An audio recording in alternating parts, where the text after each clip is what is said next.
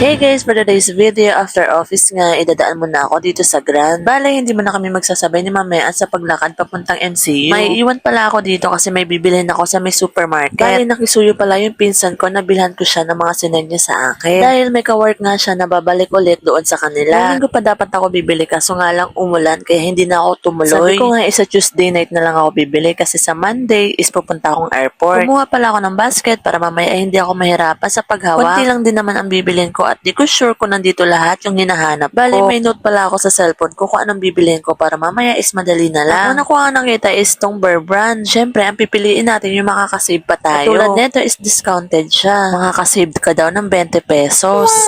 Kaya eto, dalawa na yung kinuha ko kasi dalawa rin din ang request ng pinsan ko. Ang sinunod ko naman ang kinuha is itong sabon na Kojisa. Bali, 3 box na pala ang kinuha ko. Pagkatapos, pumunta naman ako sa pang-haplas section.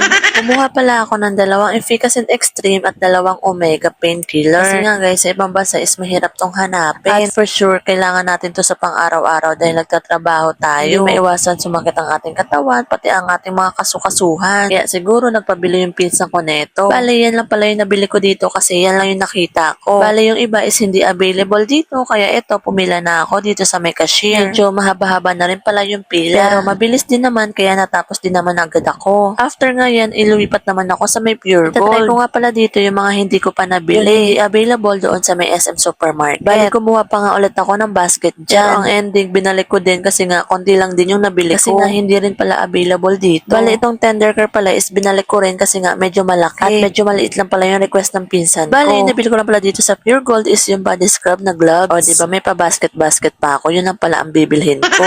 Kaya ayun, iniwan ko na lang yung basket na dala-dala ko kanina. Bali, kumuha pala ako ng 5 piraso kasi ayun yung request. At 3 kulay lang yung pagpipilian kaya yung 2 is magkaparehas. May hindi pa pala ako nabili kaya ang iba binili ko na lang sa mga butika. At ito na lang available doon. Pagkatapos neto is umuwi na agad ako kaya hanggang dito na lang po. Salamat po sa panonood.